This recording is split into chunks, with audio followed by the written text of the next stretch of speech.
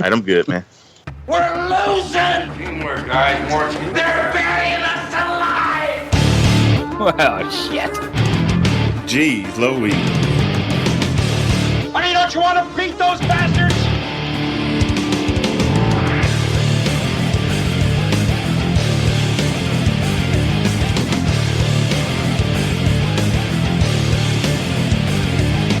In my book, we're gonna be winners. Listen, I ain't got nothing left inside, because you're training like a damn bum, you know that? Screw them. What are you doing? What are people doing? Is this early access to? Hey, let me tell you something, bro. Get out there now and do the best you can. All right, welcome to episode 4 of the Bad Fodder Figures podcast, where the loot boxes are free, the crafting is optional, and well, Matt's stolen all the crystals, so I don't know what happened there. Christmas gifts for the family. Well, welcome, everyone. We got a great show planned. Lots of voicemails, listener questions, so it's going to be a good show.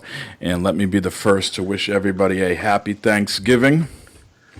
I understand, Matt, that you have already purchased your bird, and you're going to fry it this week? Yeah, we did that yesterday. Went to the old local Kroger and picked up a bird, and the birds were low there. There was about to be fisticuffs, I believe, at the Kroger store there, because the cheap birds were low and far and from between there, but the expensive birds, there were plenty of those. We found a right-sized bird that we need, and it's thawing out now in the fridge, and I'll be frying it up Thursday morning. Don't you do that at work also? We do. Yeah, we do that at Christmas time at work. Oh, it's Christmas at work. Yeah. We've never had an incident or episode, a bird gone awry? Not yet. No, not yet. Or no one's gotten the shits or anything from it, and we've not burned anything down yet or anything. So so far so good. What's the difference between a regular bird you put in the oven and a fried turkey? Is it more of a crunch, moisture? What's the difference?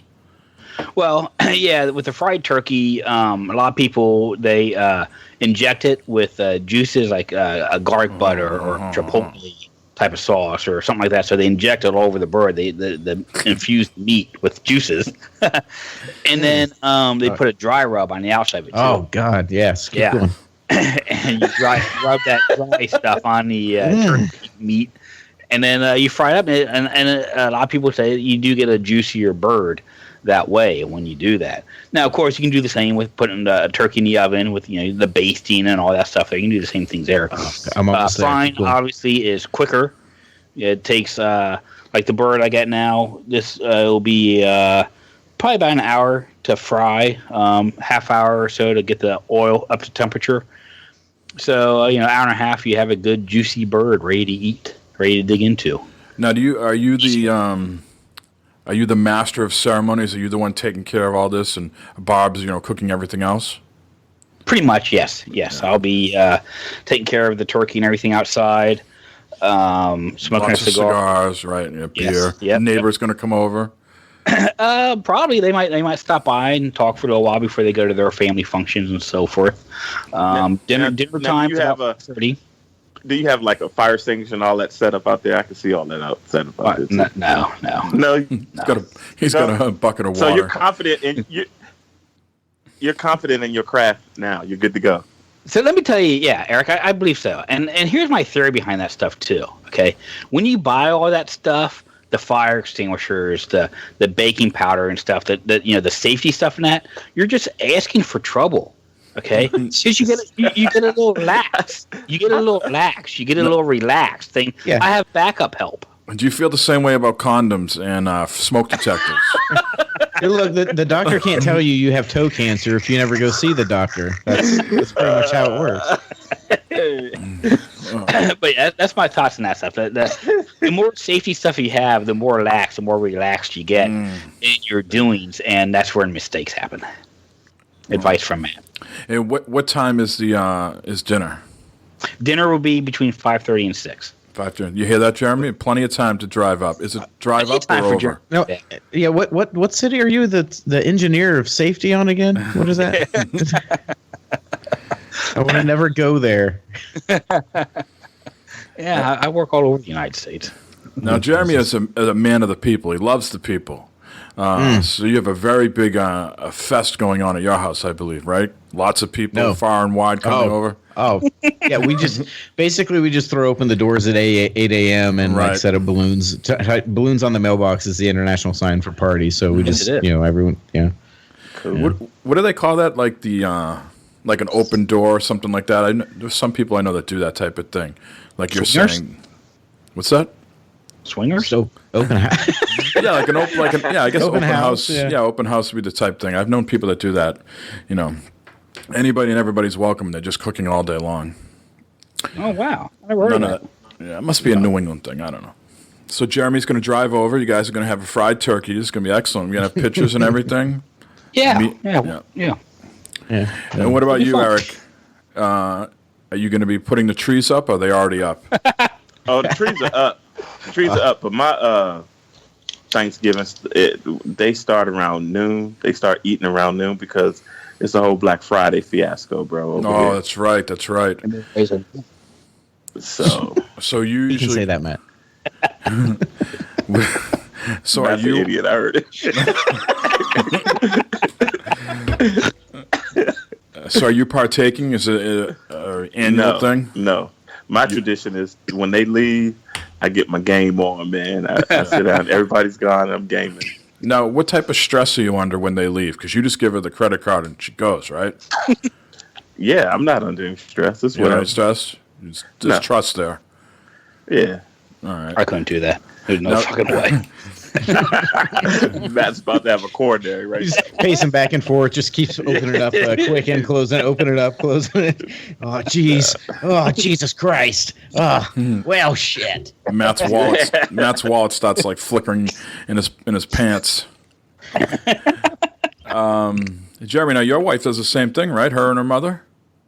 Yeah, that's their thing. My wife actually has to work Thanksgiving night this year, so I don't know how. I kind of think they both discussed to just really just scale it down a lot, partially because of her working most of that morning anyway, but then also my wife was a baller this year and started like late summer, and she's got pretty much everything bought already. So I think they're still going to go out and do some of their like traditional things, like go eat lunch at I think Steak and Shake is where they go, or somewhere like that, and just go to a couple other stores and stuff. But they're not going to be doing any doorbuster deals this year. So, well, you already got your TV. Yeah, pretty much that's ours. And then she's got most of the kids stuff, so we got a few family members here and there. But we're pretty much set thanks to her, as usual. Let's talk about the TV for a second. Last week you purchased it, but this week it has arrived. Is it glorious? Are they real and spectacular? Sure. I mean, again, I got old man eyes, so it's, it looks better than the other one, but again, the other one was slowly fading away. I guess the tip I'll have tell everyone, and a lot of people probably already know, and in hindsight it makes a lot more sense, but hook your shit up before you hang it on the wall or go to hang it on the wall. The mount we got said it would stick out about an inch, and when I was putting the mounting bracket on the TV, I put some spacers in to give it like another couple inches, so I figured I'd have a good 2-3 inches to get your hand back there and plug in things, but it was much less than that. So thankfully my wife has smaller arms than I do, and she was able to get everything all hooked up and everything like that. But yeah, it's all working. And correction from last week, apparently Best Buy had it wrong. Everything I'm looking and seeing online, and even what the TV's telling me is last week I said it did not have HDR, but lo and behold, it sure as hell does. So anytime we're watching some HDR content through Amazon Prime, the little TV screen says HDR enabled at the top. It's got little HDR options and everything like that. So does that give you a little, pep in your step? You're a little happy about that? You feel like only in that I know that you fully approve of my purchase now. That's really what was important. Yeah, of course. You're going to go get a 720p or something stupid like that, right? Times 2. Right. Double down on. Clear about this. All right. Okay. He got a total. He got a total 1440p. No, okay. The 720p TVs is just in the bedroom and in the garage. Okay, everything else is 1080. Well, I have a 4K in the garage, a 4K in the bedroom, and I don't have anything in the garage because I don't have one. So. Well, la di da da. I got more than you. I got one in the garage. Excellent. So let's talk some Black Friday deals. Matt has been looking at the news items, finding the best deals for people. So if you're wondering what to pick up this holiday season, Matt is going to give you some advice, some tips on some special deals. Yeah. I just kind of looked at the major stuff here. I didn't look at every little thing here, but the big consoles and games and stuff like that. And it seems like around the mark, most places are selling you the Xbox One S for a $189.99, okay, and a PS4 Slim for $199.99. That's the 1 terabyte version there. But a couple places, like at Target, if you buy the Xbox One S, you also get a $25 Target gift card. If you go to Kohl's, of all places, I didn't know Kohl's sold this stuff, but Kohl's and Xbox One is $189, plus you get $45 in Kohl's cash. And then the PS4 is $199 plus $60 in Kohl's cash. So pretty much around the horn, you're getting that $189 or $199, depending on what you want there for the Xbox One S or the PS4. GameStop has a PS4 Pro for $349. What else we got here? Lots of games on sale for the $29 range. Destiny 2, that's a big one there. WWE Wrestling, Overwatch Game of the Year edition. Ghost Recon Wildlands is like $20. Horizon Zero Dawn is $20. MLB The Show is $20. Those are all at Best Buy. Best Buy's also got a deal on 4K movies, various movie titles for $9.99 a piece for 4K. I do believe that's pretty cheap, right? Target, also Call of Duty World War II for $45. Also, again, various games there for $29.99, $25 and $15 there. Games, again, like Destiny 2, they have Injustice, Skyrim for $15, Resident Evil for $15, For Honor, Forza Motorsport, $15 there. Ghost Recon Wildlands is $25 there.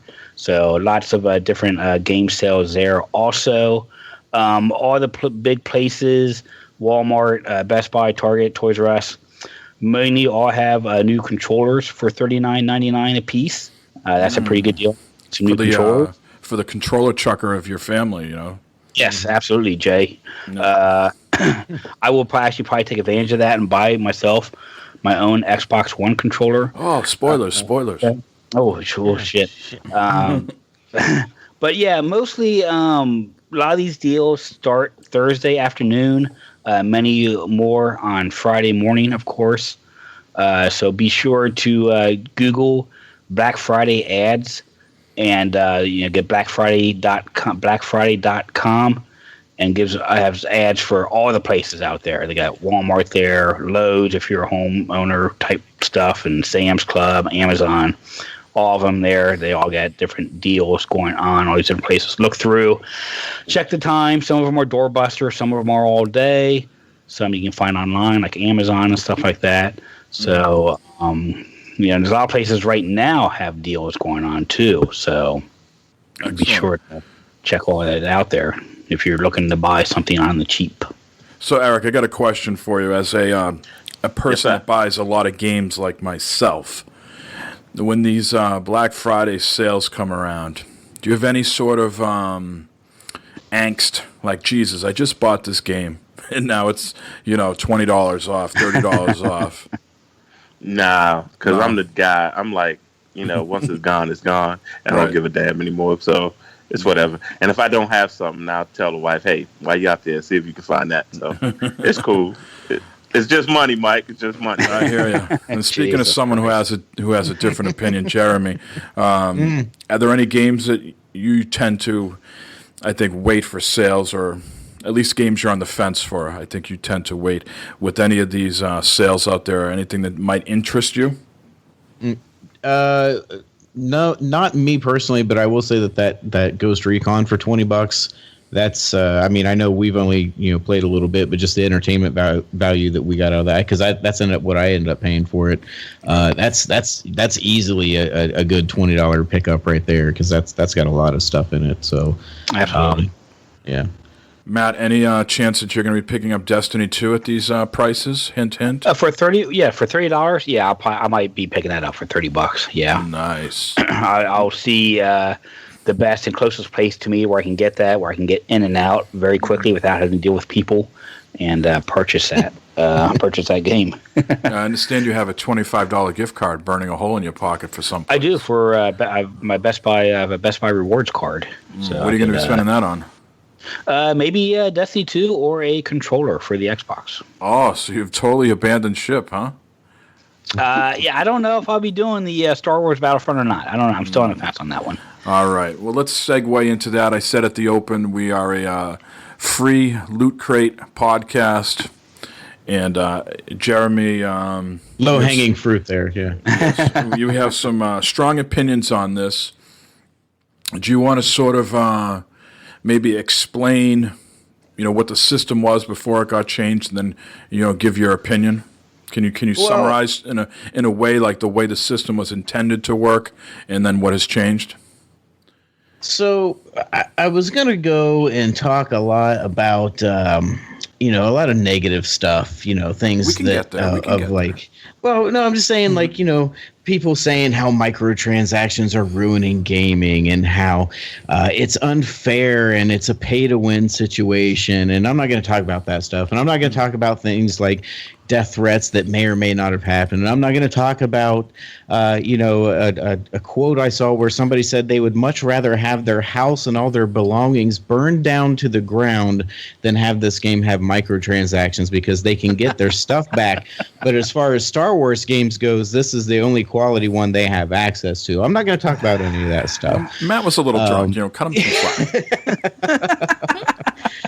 So, I mean, at this point, as far as what they've changed and what they haven't, I don't know all the details. I know that there were a lot of statistics and numbers and everything floating around out there. And though the math might be accurate on some of those, like the one I saw was like it would take $2,000 worth of crates to unlock everything and to get everything that you paid for in that game. Which, I didn't go back and double check the numbers, but those numbers also assume that you don't actually ever play the game. Like, that's just you opening the game, putting it into your drive, and then you just keep hitting buy until everything is unlocked. Because, that's how all the games are, right? Every game is you never unlock. Yeah, everything's just unlocked and ready for you to go. Yes. So Life at this point, that's how. Yeah, we want everything. We want it now. There should be no updates, no fixes, nothing. Just give us that day one game and then never touch it again. But basically, so at this point, there's been enough of the stuff that I won't talk about going on that EA has felt, or Star Wars, about whoever who's the DICE and EA. DICE, yeah. They're all backed up against the wall because of all this nonsense going on. So at this point, they have effectively lowered the prices of a lot of things. I don't know to what extent. And they have also taken out the ability to purchase things in the game, but only with real money. So there are still loot crates. There still are microtransactions in the game. It's just with the in-game currency. So really all they've effectively done is taken away your options to do loot crates if you want to do them. Apparently that made a lot of people happy. So, that's what we're here for, right? Is to give everybody the feel goods. And if that's your thing, and if you truly feel that unlocking something makes you a better player in a game rather than actually having to know how to use that thing, then there you go. It's all ready for you. But so I've heard some people like Bibbs say, well, I appreciate what DICE is doing. They're listening to the consumer, and they've made changes proactively, based off of the feedback they've been getting.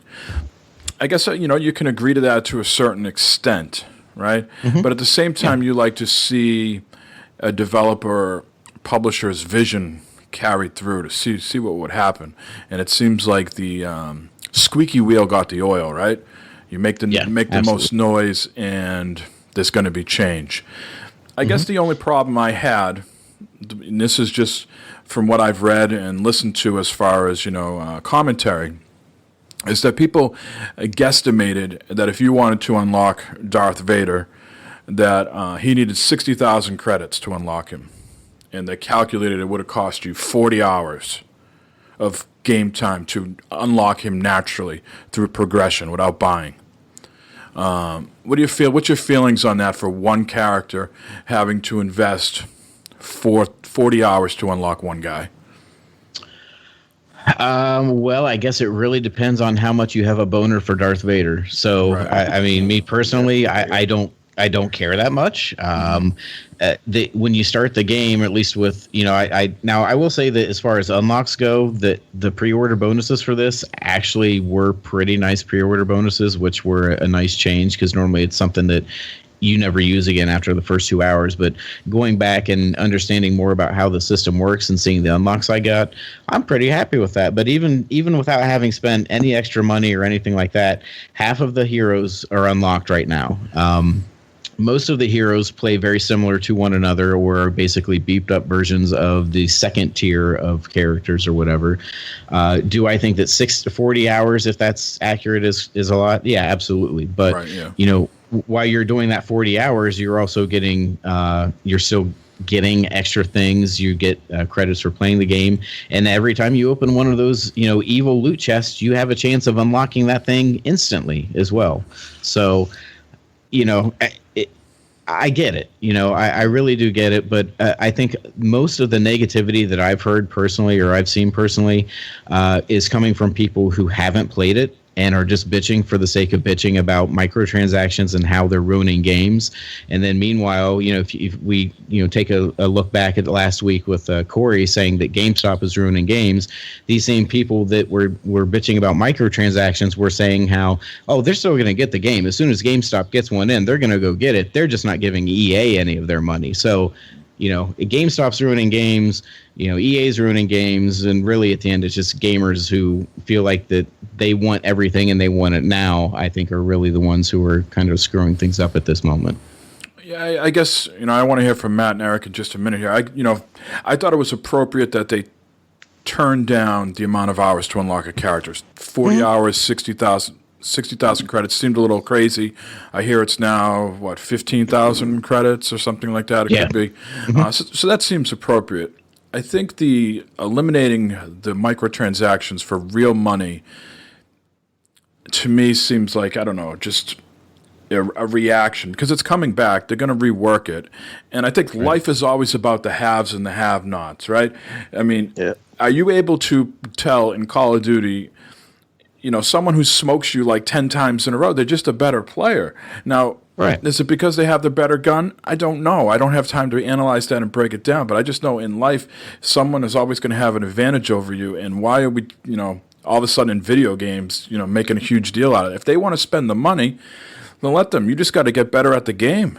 You got to put it upon yourself. You can't just be going around, crying, they've spent all this money and now I can't, progress in the game. Well, get better at it, Well, in case in point with that, I mean, okay, I have a Darth Vader unlocked. I mean, we were playing the other night. I actually had enough points in a match to unlock Yoda, because that's the thing. Just because you unlock Darth Vader and the other characters, you don't just get to go around and, hey, I'm Darth Vader all the time and zoom, zoom, zoom and all that. Right. You actually have to play the rest of the game well enough to earn up enough points to purchase being able to be Darth Vader for one life. And just to accent what you were just saying, I actually made enough points and I was so excited there tonight. Hey, guys, I get to be Yoda. I'm going out there. Ooh, the Force is strong. You're boom, boom, boom, dead. I was like 30-second Yoda run, and I was all excited. But just because I have Yoda unlocked and I have access to it doesn't mean that I'm going to go in there and start wrecking house and I paid to win or anything like that. That's the way the game is. So Matt, I got to ask you. You were pretty, I think, early on board of getting this game. You talked about it a lot. You were saying that I know the games I'm getting the rest of the year are Call of Duty, Star Wars Battlefront, and maybe there was like another title you were on the fence about, right? And now you completely have wavered off of it to some extent. Is it because of all these people talking has turned you off, or is it because of what you played in the beta? What's the reason you sort of wavered? It has nothing at all to do with the Loot Crate and all the other shit going on with it. And because I wouldn't pay for that shit anyway. It's maybe because of the beta, what I played in the beta and that. It didn't feel like the Star Wars that we played, what was it, 2 years ago? That was a lot of fun in that. And I could be wrong. You guys, I know, played the other night when I was playing Call of Duty, and you guys seem to be having a lot of fun in it. So it's Yeah, I feel that one map is the worst part of the game. That is just, I feel like the other. Go ahead. Yeah, no, it's just, I mean, we've only come across that a handful of times because there's a lot of other alternatives. I mean, if you guys say it feels like the first Star Wars Battlefront, then I'll pick it up and I'll get it so we can play and do the pew pew pew. But it is not because of the Loot Crate nonsense and all that jazzy stuff going on there. I got really no care for that at all. The only thing I want to say about the whole situation is it makes us gamers look like a bunch of goddamn babies crying and whining about this here, and it just freaking sucks. I mean, yes, it a lot of people say it's unfair. If you have more money, you can go out and you can buy the Loot Crate and stuff, and maybe you start out an advantage, maybe you don't. And guess what? If I have more money than you, Matt, I can take a helicopter to work, and you still have to sit in traffic. If I have more money than you, I can send my kids to an Ivy League school, and you're sending your kids to a community college. I mean, that's just the way it goes in life. I feel, right? Why are we making a big deal here with video games? Same way, right? Agreed. Right. And my thing is on the Loot Crates, I don't really care because, just like Jeremy said, I'm not going to necessarily be good. What if I have a freaking PlayStation 4, then I have an Xbox, and I want to run with the same characters I'm running with on Xbox? I'll buy it, the damn thing, instead of, because I don't have time to sit there and build all that stuff up again. Right. It doesn't matter to me. I don't care. Yeah, I don't care at all about that. There's people out there that have gone through great lengths to be successful in life, and some of these people play video games, and they say, what? Instead of going out and living out in the party life, I spend $1,000 on, they're the whales. They're the ones that spend all the shit because they want it unlocked. Yeah. They don't have time to grind, So Eric, as a person like you you tend to play the single player stuff minus the Overwatch and things like that. So this doesn't really even affect you, right? You don't even look. Not so much. I played the multiplayer, but if I get a Darth Vader, like you said, I'm not going to be good, so it doesn't matter. I'll just go around and die as Darth Vader, I guess, or throw somebody out. It doesn't matter to me. And people to get all upset, I think the biggest part is they give you a choice. You don't have to buy the stuff, right? They give you a choice. I think some people have lost their way with video games. They forgot about the fun, right? And when we get together and play, why we like to win the game, right? We like to be, getting kills. It's more about the stupid shit we do and the laughs. And I can't figure out the prompts because the stupid Twitch thing is covering up the prompts. And I'm sitting there going, I can't see the goddamn button. What's wrong with this goddamn button? It's not working. It's because the Twitch overlay is over the friggin' goddamn buttons. So. Well, and I guess the thing that really puzzled me over all this is we played with foreshadowing, we played Gears of War 4 very recently, right? Guess what? That has loot crates in it that you can buy with real money, and it's all random shit. And it can, maybe you get the character you want, maybe you didn't. Halo 5 has the little loot cards in it. You can buy it with. This is not the first $60 game to have this system in it. But for some reason, and maybe it's because it's Star Wars. Star Wars has a very special place in a lot of people's hearts. Maybe everyone really just does have a big flaming boner for Darth Vader because he's the one that keeps coming up and all this. I don't know what it is about this that just set everybody off. And I've seen, this is the straw that broke the camel's back and all that stuff. But it's like, come on, man. If you don't want it, then don't get it. That's totally fine. But then just let everyone else who's enjoying it, because again, most of the negative is people, well, I'm just not buying it. Okay, fine, don't. Everyone else who's playing it is saying this is a good quality game, and I'm one of those saying there's a lot here. And Matt, you brought up the last one. With a few minor exceptions, I think this is an improvement over the last game in every single way. Yeah. Okay.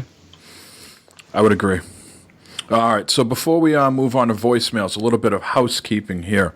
I have decided to do Extra Life this year. I didn't... oh, man. Applause. Yes, sir. So I am taking a different approach. One, I'm not doing it on the same day that everybody else is doing it, but I am doing 3 8-hour days. So Friday, December 1st, Saturday, December 2nd, and Sunday, December 3rd. I'll send out the details. I got a nice promotional flyer made up that I'll be posting with all the times and links and things like that. So be on the lookout for that. Any support is appreciated. And we've also had a very generous anonymous donor donate $60 towards a digital code of your choice or a physical game. So there's a $60. $60, 60 cold hard American dollars. Can employees win? Yeah. What about my son? Well, just don't put Helmer. Put Helmer stuff. Well, as long as he subscribes to YouTube, I think it's all right. Yes. So be on the lookout for that on Twitter, and I'll put the link in the show notes. So if you come to Podbean, our site on Podbean, you can get that as well, or wherever else you can get the show notes on your podcast apps. I'll make sure to include that. Again, it's $60 value. So if you want $60 for the Nintendo or Steam, PlayStation, Xbox, you'll be hooked up. If you need a physical game, we will ship you a physical game, only in the U.S., though. The code is open for anybody, wherever you are, but as for shipping a physical item, U.S. only, up to $60. And if you're a frugal person, that $60 code, you can get a couple games for that. Yes, sir. If you're smart. So the contest will run through noontime on Black Friday. So you'll have the code just in time for Black Friday to maybe take advantage of some of those deals. Nice. So there's I think maybe 7 or 8 ways that you can join the contest, that you can get entries. So be on the lookout for that. I think that's pretty cool, and we thank the anonymous donor for that very generous gift. Wow. Thank you. We have a lot of voicemails to get to, and I'm thanking myself now that I created a long intro for this segment because I am dying of thirst. So let's play that right now, and we'll be back in about 30 seconds. Chug, chug, chug, chug.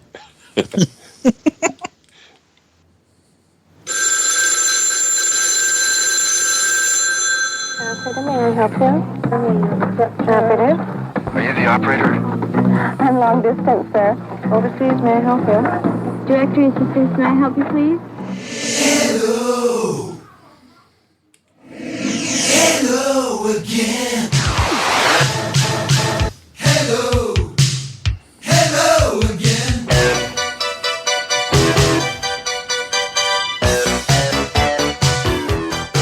All right, so if you listened last week, we had a rather lengthy discussion about someone's toes.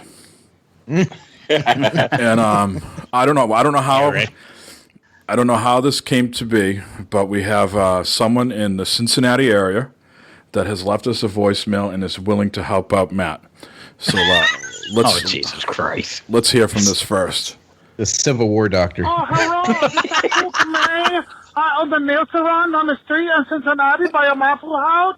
I hear he got fritos, and I need to go and fix him for him.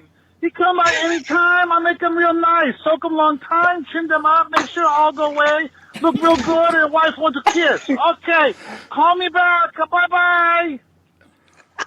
Wow, Matt. Racism. That is the most racistly awesome thing we've ever had. Where was that? Did you say near the Waffle House? I don't know. You want to hear it again? Yeah, So you I can need to write- find out where this location is. All right, let's hear it one more time so Matt can write this down. And don't step on the intro, guys. You're laughing all over the intro. Right, here we go. Oh, hello. This is Cook Man on the nail salon on the street in Cincinnati by a Waffle House. I hear he got fritos, and I need to go and fix him for him. He come by any time. I make him real nice. Soak him long time, trim them up, make sure all go away.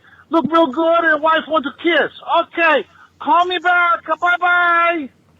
All right, so that it's funny the second time. Sounds like Indio.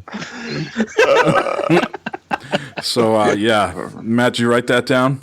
Actually, he said it was near Matthew House, so it must be near my house or somewhere. He's in the And what's the same cul-de-sac. guy that runs the Robin Tub here. I don't know, man, but it's good that we have such a wide audience right now. Only 4 episodes in, and we're already, cracking into the salons. They're piping us in like the music at the Stop and Shop at the supermarkets. Mm-hmm. The happy toe ending. That's what it's called. Happy toe ending. All right. This voicemail here got cut off, but I wanted to play. This is Sean from Gamers in Beta. We haven't heard from him. So I apologize this gets cut off, but he's been watching the streams and saying hello, so let's give Sean a little hello back and play this. Hail, bad pot of figures. Sean, Lucky Phantasm here. I'm currently on my way on my last trek down to my new home in South Carolina. Passing through Quantico right now. Thought I'd give you a call because I've got nothing else to do at the moment. I just listened to the latest podcast. You guys are doing a great job. And there we go. See, that's all we needed to hear, that we were doing a great job. It was like perfect.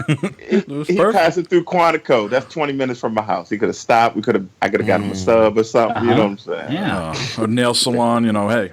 Hey, Near Matthew's house. What's exciting about doing this podcast is where we have some new listeners that I am unaware of, or maybe they're not new listeners. It's just people that haven't, called in before. So we got a couple of these we're going to play back to back. This first person is called Eric, so let's hear from him.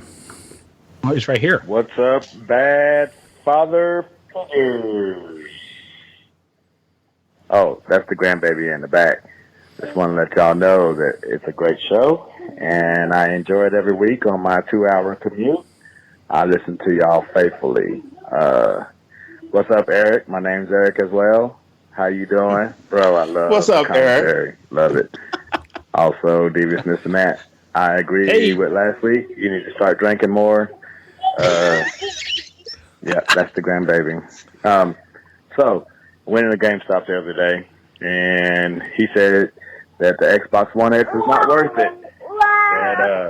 That he's just going to stick with the PS4 because it's just not worth it.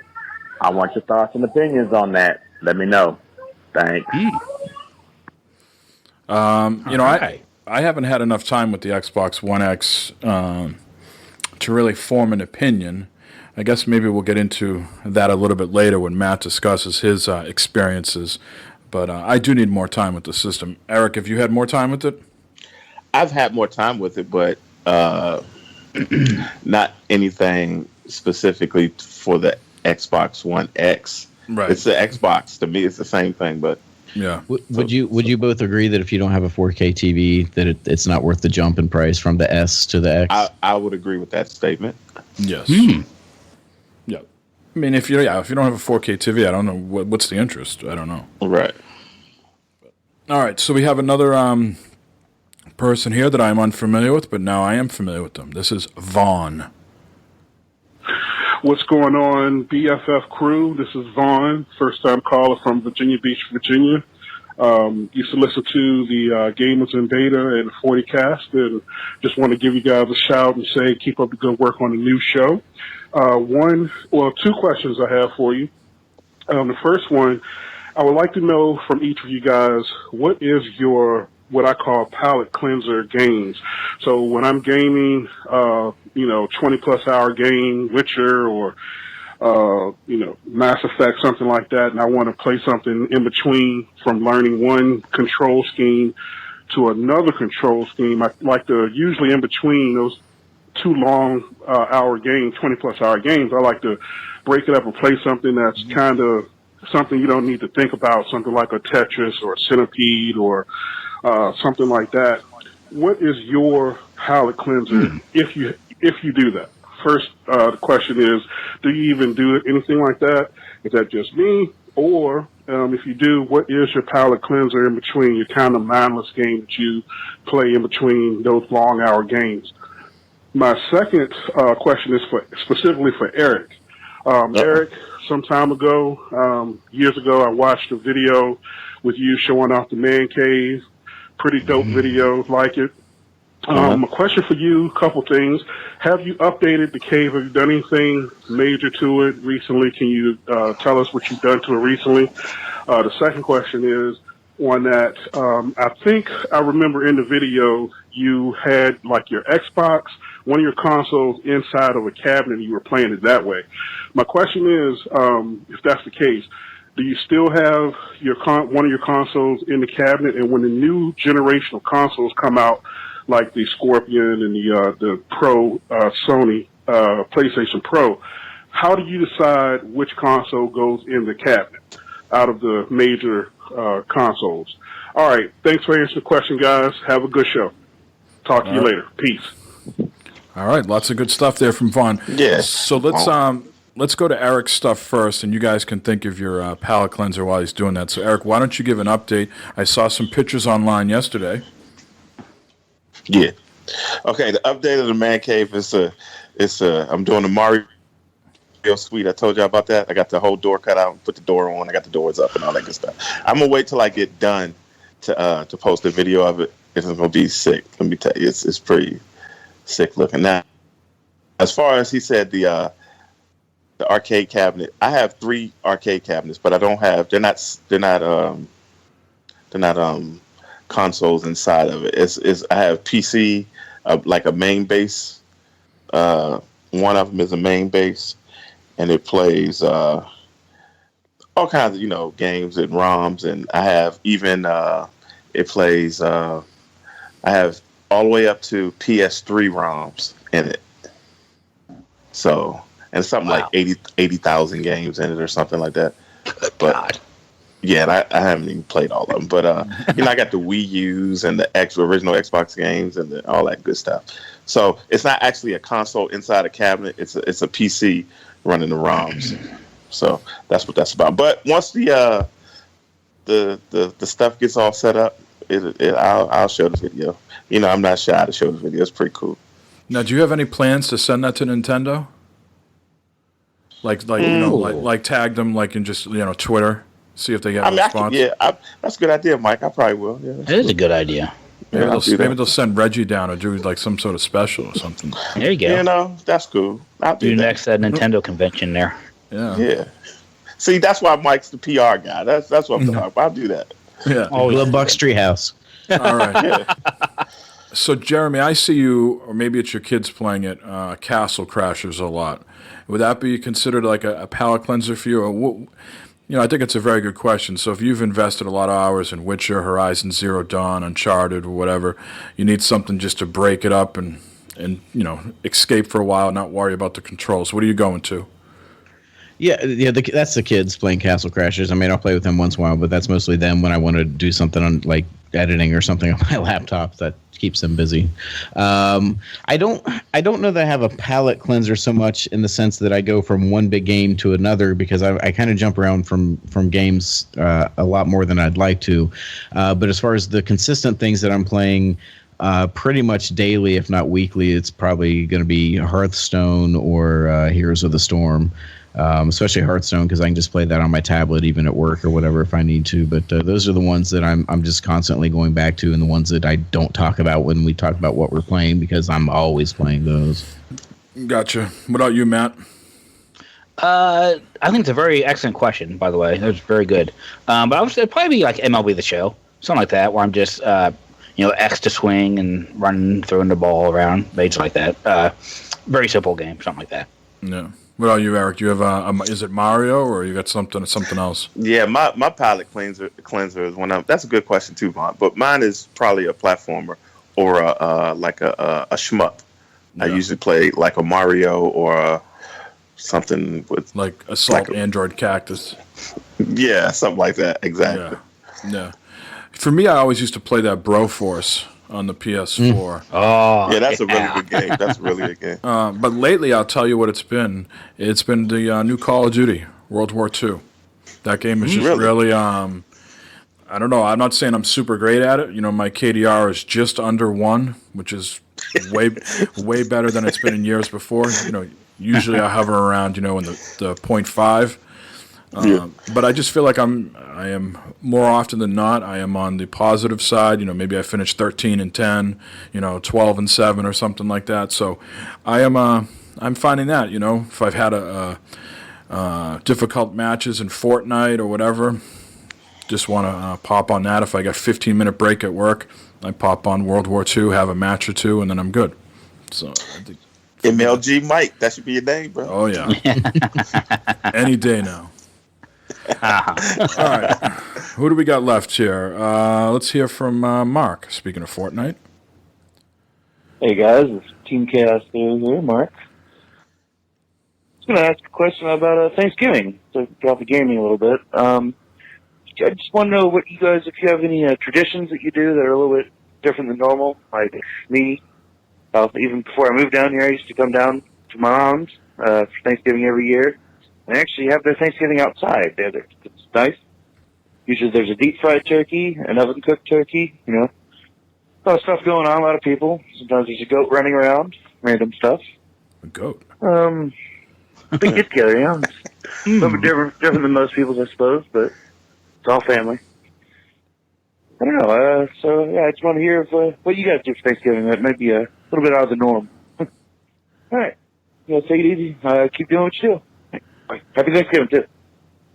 So let me ask you, when you're in Florida and you let the goat go, does that mean you're just waiting for the gator to come out and eat it? Is that just like... Probably. Yeah. Seems like a contest. Matt, you usually do like the tar and feather thing right after you've done with the bird, right? You lather yourself up in oil and the kids put feathers on you and... Yeah, I take that peanut oil and just put it all over me, and I roll around the grass with the leaves and stuff. Instead of feathers, it's leaves. Mm-hmm. Bob chases you around, smacks you in the ass a little bit. Yeah, it's called Cash the Daddy. Oh, nice. Anybody else have any things they do? Any traditions? Just not. Black Friday. Yeah, we've touched as little as possible. Yeah. Eat at freaking noon and watch football. That's about it. I start drinking early. You know, one thing we used to do, and I don't think it's that out of the ordinary, is it was always when we would pick names for who's buying a present for who at Christmas time. Mm-hmm. We don't tend to do that as much anymore because, you know, people have what they want already in life, and we're just passing around gift cards at this point. So the adults stop getting gifts for each other at this point. The kids get the gifts now. But that was one thing we used to do. But a lot of drinking, a lot of eating. I don't think anything too out of the ordinary that I can think of. Eric, you have the trees already up. It's not like I know some people decorate their trees that night when they're having the leftover turkey sandwiches. But you have yours already up well in advance. Yeah, they're good to go. I saw Meef posted a photo of his trees up. His tree's up already. Yeah. Mm-hmm. We don't get a tree till maybe second week of December, first week maybe. We always do a real tree. Yeah, we got a real tree. Yeah, that's what's up. I like that too. We always do the first Sunday in December is when we put our tree up. Mm-hmm. The only reason she puts them up so early is because it's 5 of them. Yeah. She needs all that time. Right. Yeah, and it takes a long time, bro. Let me tell you. Now, we had some work done at the house today, and the electrician was telling me, are you guys familiar of the like running of the brides type thing? Do you have that where you live? I need another bride. When they go get the dresses. Matt did, dresses? Matt did, but Barbara fell, and she was too slow. So. That's how I got married. So we have this, over here, there's a popular like women's clothing store that sells wedding dresses, and so all these women line up, and then they open the doors and they go out and gather up as many wedding dresses as they possibly can. The electrician was telling me they have this thing for Christmas trees. You go to a tree farm, you show up at like 8:30 in the morning, and then they, blow some sort of horn or shoot off some sort of gun, and people run out into the field to pick their Christmas tree. With saws and everything? No saws. Basically, you're pulling these tags off the trees that you want, and then, they keep it for you, and you come back a few weeks later, and you got to cut it down yourself. It's a lot of work. You should do it like pub tree. Just 100 people drop on an island full of trees. Pub tree. All right. Wow. We got a few more voicemails here. Let's hear from the new father, Chase. Ooh. What's up, dude? Called last week. It was the day before we had the baby. Yeah, at the bar with your wife. So yeah, on the 13th, we had Riley and 9 pounds, 1 ounce. And to clear things up. Goodness. That's a big baby. 12 is well, we went to the bar, but Amber did not have any drinks. She was just craving some straight up bar food, so we had some fried pickles, burgers, and some home, Sprite. She chased Sprite with Sprite. So. I felt like he had to run that by her. Yeah. So that was our. It's going to be a while till we get to go out with friends and stuff. Well, I didn't drink a lot. You just said you felt better. But barging in on their conversation. But and they were both low alcohol. I made sure to pick anything within the 4 or 5 ABV range. So, but yeah, I was fine. But yeah, hope you guys are doing all right and all that. And Glovebox, we still need to play some Overwatch. Man, you ain't gonna have no time to play Overwatch. And Destiny 2, I'm pretty stagnant on it, but I'm always down playing some little bit of Destiny 2. Well, Matt's going to pick it up. Crucible or whatever you guys want to play, I'm always just whatever, Yes. So from down here in North Carolina, see you later. Bye, Chase. If you listen to that again, you can hear her toe tapping as she's staring at him for that first part of that. You tell them I was not drinking. I felt a little uncomfortable. She grabs a bottle and drinks. Now the kid's out. She's going to the bar and left him home with the baby. Yeah. All right. We have one voicemail left. Anybody have a guest? Gamers and oh no, that's Mary Manners. Freudian slip. All right, let's hear from Fred. All right. Fat butter fingers. Gentlemen, and I will say it once again. Oh, gentlemen. Yes, indeed. It is the week of Thanksgiving, Black Friday, Toad, Turkey, and lots of buying of video games. Are we excited or what? I know you are, thanks. Guys, I'm going to admit something on your show that makes me kind of blush a little bit, but I forgot to call in to the Future Monkeys podcast. So, take that, Los. I'm going to steal their question and use it on your show. What is your favorite Thanksgiving food? And I'm going to add just a little bit to that. Also, what are you planning on doing over this great big sales of a weekend, huh? Planning on buying up some video games, maybe buying some new furniture, I don't know, maybe putting a roof on your house? I don't think so, I know. But anyway, I'm just curious what you're doing. Now, for my favorite food for Thanksgiving, does anybody have any guesses? Yes.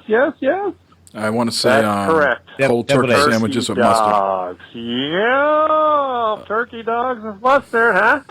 Can't beat it. Yes, sir. Now, stop right there. I'm kidding, of course. I'm just kidding.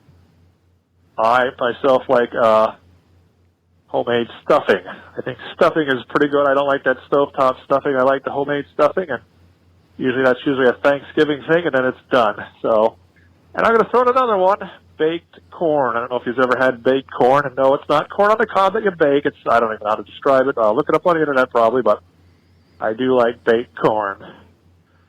Shopping-wise, I'm just going to try to hit it from the cyberweb spaces. I don't like the crowded stores. I don't like being in the store and being pushed, shoved in every which way, and you can't move, you don't know where you're going and everything. Oh, I'm just going to stay home and Jeremy loves maybe pick up a game or two. Gentlemen and everybody listening, I like to wish everybody a happy Thanksgiving, at least if you're here in America. Have a safe holiday. Have a safe weekend. And as always, arrivederci. All right, let's hear everybody's favorite. Obviously turkey people are going to say, right? Is there a favorite side dish, Matthew? The rolls, actually. The rolls. Fucking rolls. The rolls. What kind of rolls are we getting here? Matt likes bread. Are we getting some Hawaiian White rolls? bread. Some King's Hawaiian sweet rolls? No. No, the dinner rolls that you put in the oven and they you bake them and get nice and brown and little toasty. There. What kind of roll are you talking about? Like you're getting these like Pillsbury, like the ones that you like twist open? Where are these coming from? They come in a square package, and they're all connected together. You take them out and you put them in the oven. They bake for, I don't know, 15 minutes or something. Then you get them out, and they get like a little cross on the top of them. So you can't even splurge on Thanksgiving and go to the bakery and get fresh rolls in the morning? I like these rolls. These are very good rolls. I'm looking up a picture here on the internet here. Salivate. Oh, I am. I'm thinking about these rolls already. Some nice butter on top of them. Oh my God, so good. All right, enough of your rolls, Jeremy. What do you like? Well, as far as the turkey goes, yes, but it's the turkey leg. That's the thing that I'm dreaming about now. Dark meat, huh? As time. Yeah, I'm all about the dark meat. As far as the sides, I think we the side. The size of the leg matters. Yeah, the size of the dark meat does absolutely. Tell him, Eric. Tell him all about it.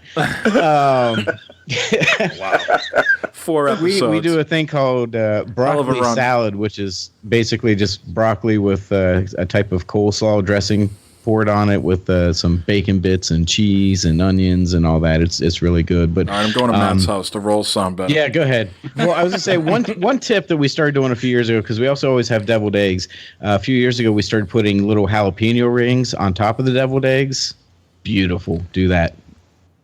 Matt, that's all I got. Yeah. Definitely coming to your house, Matt.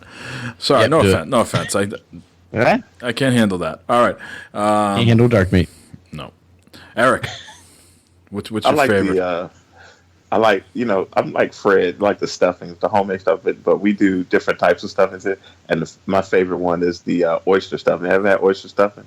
No, I don't want to. I have, and I didn't prefer. Got oysters in it. It's delicious. Yeah. Whatever. It's delicious. I am very particular with my stuffing. I guess I would more, if I had to, I would lean on more of the stovetop than some people put like raisins and shit in their stuffing. Yeah, none of that. Yeah, get the fucking raisins out of your goddamn stuffing, people. If I roll up to your house and there's goddamn raisins in the stuffing, I'm going to have a hissy fit like you've never seen a white 42-year-old fat man have. Give raisins and walnuts and all kinds of shit like that.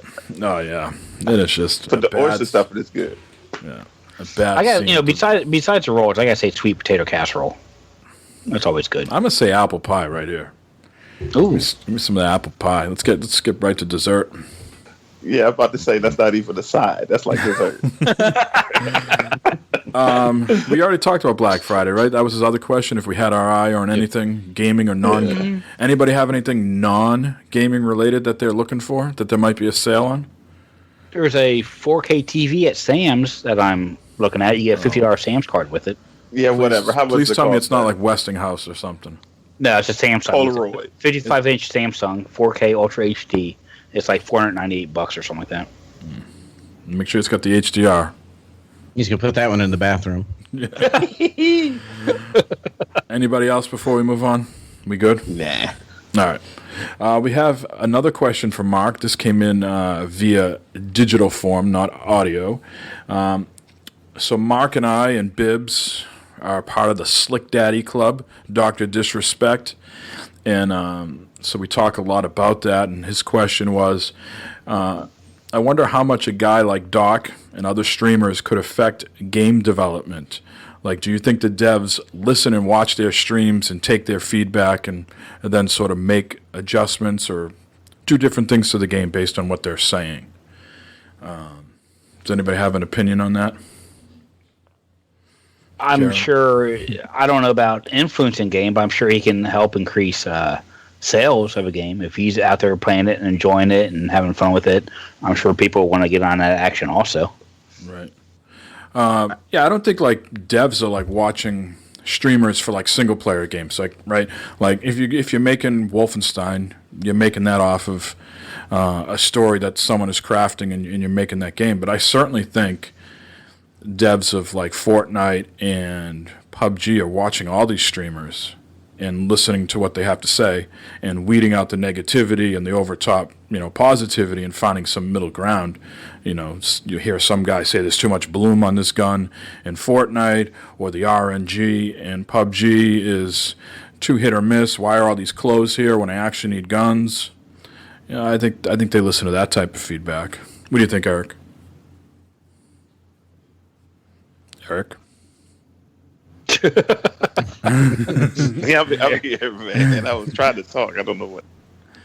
He got rolls in his mouth. He went to the oyster stuffing a little bit early.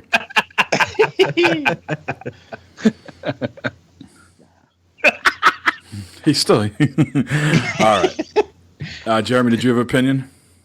I know that Blizzard does. They're really hands on and close with their the Hearthstone players and also some of the Heroes of the Storm players. I know they actually do like reveals of new characters or cards and stuff with them. So I know that they actually do listen to them and get a lot of input and back and forth with them. Yeah, I think for multiplayer games, it's a given that these people are listening and watching. I don't think so much for single player stuff, but. All right, good question, Mark. We got another question here from Larry. This is not Larry Blue Man Rule. This is a different Larry. He says, "What up, Bad Fodder Figures? Quick question about your gaming habits. Have they changed from when you first started gaming till now? Example, I used to play almost 12 hours a day and weekends longer." Jeez, Louise. Jeez, he lied. Goodness. Wowzers. But now, due to work, wife, and kids, my time per day is cut down to 1 to 3 hours, and weekends 6 to 8. Still a lot. Still a lot. That's still a lot. Yeah. Yeah. That's a lot. So yeah, anybody here feel like now in their 40s that their gaming time has been cut down considerably from when you wore a younger man's clothes? Absolutely, man. I mean, just like you said, you got kids and wives. Man, if I was playing a game for 12 hours, my wife would just, I don't know what, she would beat me over here with a Christmas tree, bro. There's no way. Right. I get away with that one day a year, and it's for charity. That's the reason why I do it then. But yeah, it's basically mine changed with kids. When I was single or when I was just dating my wife or whatever, and especially when she worked nights, there were sometimes I'd stay up all night because she wouldn't get home till like 7 in the morning. So for a few days, I'd try and get on her schedule. So I would literally play until she got home in the sun. Yeah, exactly. And then 9 months later, it was a kid. Right, and now I'm on the 1 to 3 at night and 6 to 8 on the weekends thing. So yeah, it's kids, man. Yeah. Let me ask the question in a different way. Is anybody here looking forward to when they can get back to playing more? So, like, I mean, we all enjoy our kids now, right? But there's a sense, they're eventually going to leave, right? Is anybody thinking, oh, that's going to be great, in maybe 10, 15 years, I'll get my gaming time back? Or you think it will ever come back? There'll always be something else to do. Or something else is going to come up. I think your taste changed, too. I don't think I want to play for 12 hours anymore. Right. Yeah. It's a long time when you think about it. Sitting in one spot. Yeah, circulation get all jacked up. You need to move. I do say I'm saving all these games for a rainy day. Like the apocalypse is going to happen, and I'm going to have all these games before shit really goes tits up. Try to play as many as I can. But Matt, most people maybe don't know, but you were like a big WoW guy. This was maybe a problem at one point, right? Yeah, it was. Yeah. But I used to, come home from work and jump on the WoW and play that until whenever at night, and that was a daily thing. Then weekends was even had intervention more so. I didn't really have an intervention. It just came to a point where I was like, all right, it's time to. We're done. It's time to stop. Did you have kids when this was going on? Yeah. Wow, you got away with that. So did you stop, or did Barb was like, "Hey, listen, dude, here's what's going to happen. Me and the kids going to move out if you don't freaking quit it." No, I didn't get that bad. It wasn't that. It wasn't that bad where you hear some of these people where they lose their job and all that shit. No, it wasn't like that. It was just internet like cafe. Yeah. Oh man, that's some crazy stuff there. No, I kind of like, man, this is fucking crazy, and it's getting too much in that, and just went cold turkey on it. Nice. Well, speaking of cold turkey, Matt, you did an about face this week. You have purchased a new console. You want to talk about that as we segue into what we've been playing? Yeah. Because that is what I've been. I mean, that's the big news for me this week. Thanks to a very generous Mike here, he sold me his original Xbox One and shipped it off to me. And I got it Friday. Let's talk about the excellent packaging first. That was excellent. But you know what? I think there's a little bait and switch going on there. A little bait and switch because it came with Xbox One X styrofoam. Yes. Surrounding it. And it's just I wanted to give you a Xbox sample. One. I wanted to give you a sample of the type of quality that you will receive when you decide to upgrade your console. Just a small taste. You were mocking me, saying, "Ha ha ha! I got the Xbox One X. I'm giving you my old Xbox One." Yeah. Fine black styrofoam. Very fine. It was a very fine packaging job. The lettering on the outside was very well read to where the postman could easily deliver the package in a timely manner and everything. So I hooked it up Saturday morning and turned it on for the first time. And it ran through its little deal there with updating and getting everything set up in that. And then it came on and it's like, holy cow. I don't know if you guys ever been to the circus. And, especially a 3-ring circus where there's something going on in each ring and you're trying to watch everything that's going on at the same time.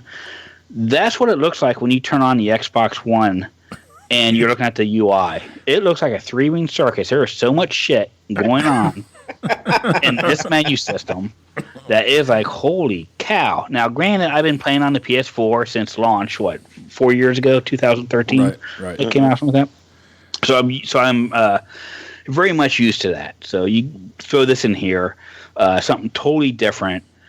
And from what I understand, this menu is supposed to be better than when it launched. Yeah, Jeremy had an opinion on that, right? Yeah, I mean, basically, back in the DGG days, Dan was the first in our group to get one. He got one right around launch. He's like, yeah, it's really nice, but man, this UI is shit. And I picked up one about a year and a half later, right before they did the backwards compatibility stuff, and I turned that on. I'm like, man, this UI is shit. So when Matt came on last night, and 4 years later, he turns on, he's like, man, this UI is shit. So, like you said, yeah, it's better. I don't know that it's there yet, but yeah, it was... just after all this time to still hear that same reaction to someone who's never looked at it before, it was kind of comical to me. Go back to the blades. Go back to the blades. Yes, please. There's no when you had the blades, you had the gaming blade, the entertainment blade, and the friends. You can't go and scroll through your friends like you used to be able to, right? And see what they're all playing in that. At least I can't find it. Well, I think you got to tap the Xbox. You got to hit the home button. Yeah, and then that little menu pops up on the side. Yeah, and that whole even that little menu that pops up on the side is confusing. There was 20 different things going on there too. Yeah, there's a menu within a sub menu. Yes. Yeah. Yo, dog, I hear menus, so I put menus in your menus so you could have more menus. It's like a bush inside of a bush. Yeah. So Matt, did you hook it up to the cable and all that, or you just left that alone? So let me tell you about that. So you got a minute? So that was a big deal too about the Xbox One. You can run your cable through it. You can control your cable box. You can do all this. Watch TV through your Xbox One, right? Right. Yeah, but you need a Kinect or the IR adapter thingy so you can use your remote or something with it, which I have neither one. Yeah. I could send you the Kinect if you really need it. Oh, maybe. If you're up to that. So there is that. I was going to try that. I hooked everything up, and then it's like, okay, now, do you have a Kinect? No. Okay, well, you hook up the IR remote thing so you could, switch channels and all that stuff. It's like, well, I don't have one of them neither. So that's kind of useless right now. You can't use a controller or nothing to flip through channels or nothing like that. It is. It looks good though. I do like the way it looks. The Xbox One there. The console itself. It's nice and clean. Everything, all your connections, everything is through the back of it. It's very nice. There's a USB on the side, by the way, on that model. Oh, I do see that now. Yeah. Okay. It looks. It looks good. game wise and stuff like that, I've got Gears 4 and Cuphead on it, and then Mike gave me a month trial of that Game Pass or something like that, right? Yep. Mm-hmm. So I downloaded the newest Halo, mainly for my son because he likes Halo. So I played Cuphead, which fuck that game, holy cow! It's hard, isn't it? The first level is hard. Oh my goodness! I do like that style of type of gaming, but man, it is hard as shit to play. I can't. My son likes it; he's been playing through it. Gears 4, we played some of that last night during our stream, and that was fun. I mean, it was Gears. Okay, I've played Gears before. It was good. Let's talk about that for a second. So, Jeremy was playing it on PC because he doesn't have gold anymore. He's a silver member, right? And me and Matt were on the Xbox. Yeah. Now, even without Jeremy involved, going into parties, both of us were getting some sort of like error message.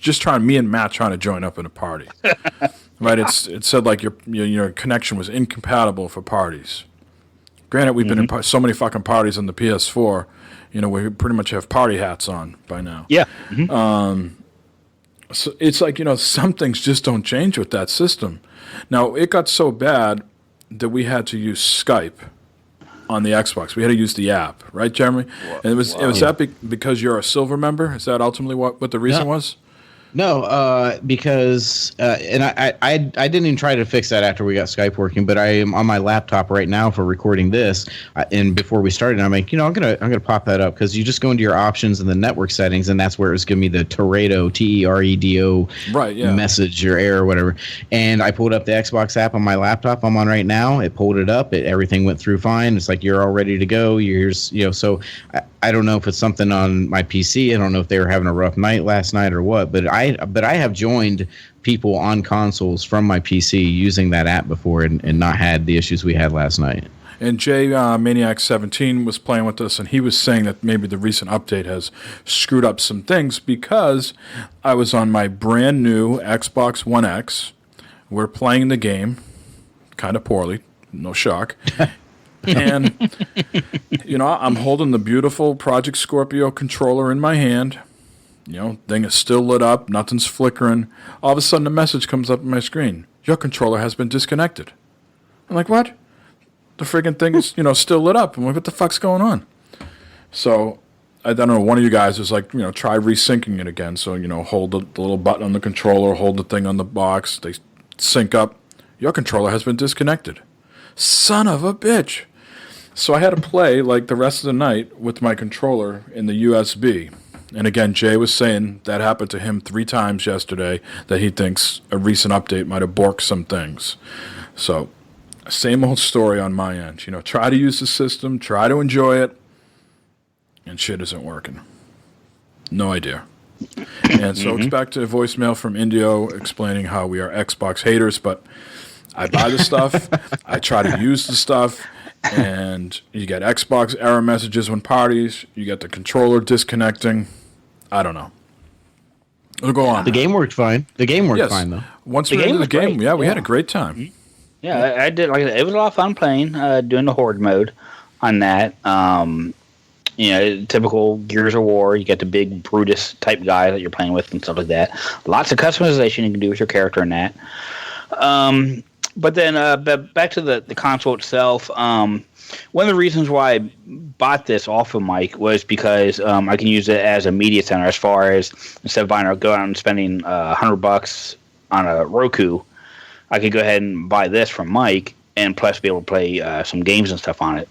So I downloaded all my media stuff on it. The Spectrum app, Hulu, Amazon, Netflix, all that shit.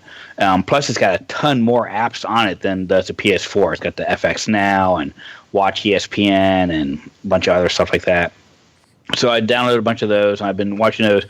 And one thing I do gotta say about it is, when I do start one of those apps, like the Spectrum app, for example, and I go to a channel, the channel starts right up. There's no lag, no buffering or anything like that, like you would with the Roku, even with the PS4 sometimes. When I go to like Hulu or Amazon or something like that, it takes a few seconds for a video to start going. On the Xbox One here, I've noticed it is faster. It is very fast, actually, than the other stuff, though. So that's pretty cool. I'm glad I got all those apps for that. I don't know what games I'm going to play on it. I mean, really, to compare graphics, I'd have to play the same game on both the PS4 and the Xbox One. I'm not really going to. No, unless there's I can get like a demo or something like that. I could play on both. Right. Download Fortnite. I can do Fortnite. that. Download Fortnite. You can see if it's any different. Well, you have to jump through hoops though to do that. You would have to go into Epic, disconnect your. Oh yeah. You'd have to disconnect your Xbox if you've already pre-linked your Xbox to Epic. You can't have Devious Mr. Matt in two consoles, so you'd have to create another Epic account.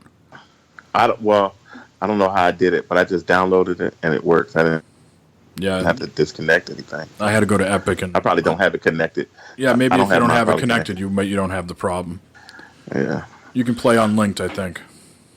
So Matt, do you think it'll be now a decision process when you go to buy games to say, hey, should I get it for the Xbox or should I get it for the PlayStation? No, I think I'm probably still going to buy the majority of my games for the PS4. Xbox, it'll be whatever exclusives that I want to buy for it. But I think majority of my games still will be bought on PS4. I'm more used to it. It's what I game with more people on that one there, and obviously still got all my friends on the Xbox One I've had before. The controller's comfortable on it. I like the controller. It's very comfortable. Brand new. Yeah, brand new, very very new, brand new, steel sealed and everything. I'm going to buy another one though. This one here, my kids can use this one here, and I'll buy one for myself that the kids won't get their grubby little hands on. But yeah, I like it. It's pretty cool. I'm going to, like I said, use it more for the media stuff than anything else. I can't wait until my wife turns it on for the first time to watch TV or something with it and tries to figure out where to go for all that stuff. I tried to pin the apps all right in one place for her, all the TV stuff, but just getting to that point there can be a little, for her, might be a little confusing. Now, Matt, let me fill you in on something. You have a thumbstick drive? You have one of those? Yeah. All right. Yeah. So you could put a picture of yourself on there. It doesn't have to be risque. It doesn't have to be naked. You can just put a picture of yourself on this thumbstick, and then you can stick it into your Xbox. And under one of the settings, I think for themes and stuff, you can create a custom background. So how lovely would that be if she turns on the Xbox One the first time? and there you are in your birthday suit. Hey, just a sign. Hi, Barb. Doing a George Costanza and laying on the couch all sexy like, and yeah. That'd be perfect. As I get on more with the Xbox One here, I'll see what's up with it, but yeah, just trying to navigate around to it is a little bit interesting. It's an adjustment. It is. It is an adjustment. I mean, it's a lot because I've been with the PS4 for so long. I'm used to that, and I don't know. But it's cool. It's very nice. So you got to figure out. You got to figure out now if you're going to keep the gold or what are you going to do. Things like that. I'll probably go ahead. Since it's that time of year where you can get it for $30-$40 or something like that, I'll pick it up a year of gold. Now you have data cap with your. Do not, no. All right, so you can leave it in standby, so it takes the updates and things like that. They do put a lot of updates out for the system, unlike PlayStation. So just be on the lookout for that. Great. Anything else on the system, Matt? No, I learned last night from you guys while I was playing Gears that you said that the controllers have updates and stuff that need to be done. Did you do it? No, I didn't. Is it supposed to tell me something, or am I? You should hook it up. Well, you want to hook the USB cable up to it, right? And then plug it in. I think you can force an update under System and Devices or something like that. But usually it pops up. I know with my Elite, I don't have to have to connect it. It just knows. So. Okay. All right. Cool. Yep. I really don't have much to talk. Congratulations, Matt. Thank you, Eric. Thank you. Yeah, welcome to the club. Multi-console household. I really don't have any new revelations to talk about as far as games I've been playing. I think we already covered Battlefront 2, and we already talked about Gears 4, so pretty much can skip me this week as far as what I've been playing. How about you guys? Jeremy, you have anything that you need to add? No, I just wanted to talk. Just say that the Battlefront 2, which is mostly what I've been playing this week, is I mentioned earlier. It's a really solid game. Don't let all the hype of the transaction stuff get you down. We've played a couple hours every night this week, I think, together, and I've already got enough stuff to unlock Darth Vader and Luke Skywalker, or like 2 or 3 of the other ones if you didn't want to get those, because those are the most expensive. So just ignore all that stuff. Listen to the people or watch the people who are actually playing it. Go find a stream of somebody actually playing it. Make your decision based on that, not all this stuff. I think Holy Goalie's going to jump in with us at some point, too. Yeah. And I talked to him a bit on Twitter today, and he seemed kind of down because he felt like he was not doing well or just getting beat down. And Mike, a lot of the games we've been playing, obviously Mike's finishing middle to the top of the pack, and of course I'm always at the bottom. We're getting pretty much the same amount of credits after every single match. I think a few times Mike had like 5 more credits than I do. So they really emphasize, number one, playing the objective. You play the objective, you'll get points, and then the credits. If the guy in first and the guy in last gets the same amount of credits, no one should really care about your score but you. And if you don't care, then have fun. Mm-hmm.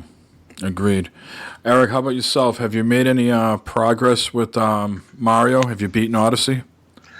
I have finished Mario Odyssey, man. I have beaten Bowser. Nice. And, was it worth it?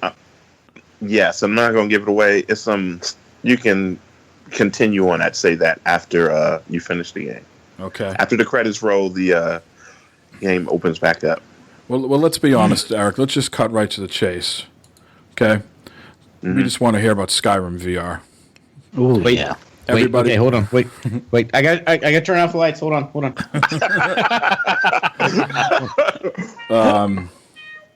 All right. I've been really Oh yeah. Talk about it nice and slow, Eric. Let me tell you. Hey, tell me about the dragons. Let me say this. And I'm a big VR guy. Let me tell you something.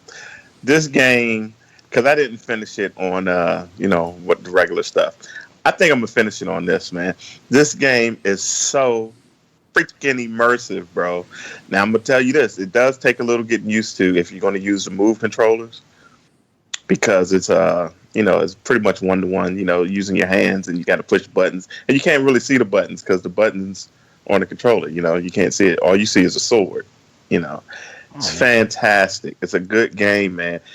I would say spend the $200 because it's Black Friday. They got the VR for $199. Spend it and get this game because it's so awesome. Yeah, I noticed someone didn't put it in their Black Friday report.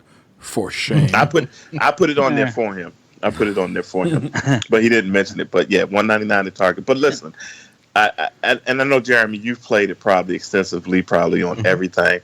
And dude, when it starts out, when you're riding on that horse-drawn wagon or whatever, and you're sitting there, bro, and you're looking around.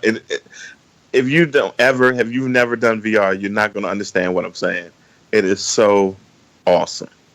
When you see that dragon come in and attack when the people are getting their heads cut off and everything, listen, it's out of control.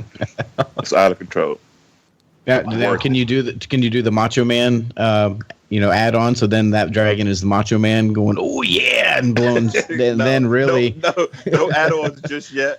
I wish they would have made it so you can do your shouts with your voice. That would have been awesome. But that would have been cool. But you can't do that as of yet. Maybe they'll do something with that. But man, that thing is so awesome. Do you feel like the VR is catching its second wind here? Like maybe there was a little bit of a lull after the launch titles, and it slowly has been building momentum again? I think so, but I think a lot of people haven't really tried it or really gotten into it and see what the stuff that's offered, because people just pooping on it, and they really haven't even done it on. They say, hey, if I will listen to this one podcast, I'm not gonna say his name, Cheap Ass Gamer, but they talk about how VR is dead and all this other stuff. I don't even think it started yet. Right. Me personally, yeah, and, it's all and the everything. early adopters still. Yeah, and everything I've played so far has been awesome, with exception of maybe one or two that's been just crap. But everything I've played has been awesome, and I think it's going to catch on, and especially if they keep the prices going down, like the $199s and lower. Yeah, it's going to catch on. That makes it like literally half of is at launch, right? Yep, absolutely. And that's because they're coming out with another one, right? A more updated version soon. Yeah, it's just a couple less wires. It's and the HDR pass through. Right. Because right now, if you have it hooked up to your TV, you won't get HDR wires hooked up. Unless you do like I did. Now, it is quite the week for Skyrim. I am hearing nothing but great reviews for what you're playing. Everybody says it's an incredible experience, and that sounds like your opinion too, right? Yes.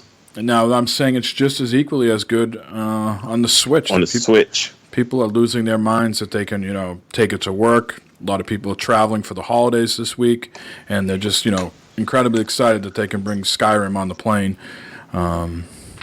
So I'm eager to try it on the Switch. That could be a good spot for me. I held off on the Switch because I got it in VR, and after you play it in VR, everything else pales in comparison, bro. Now, how long? Skyrim's a massive game, right, Jeremy? You could lose years in that game, right? It's as massive as you want to be. You can quit after doing the story, but like in Fallout, there's so much more to do.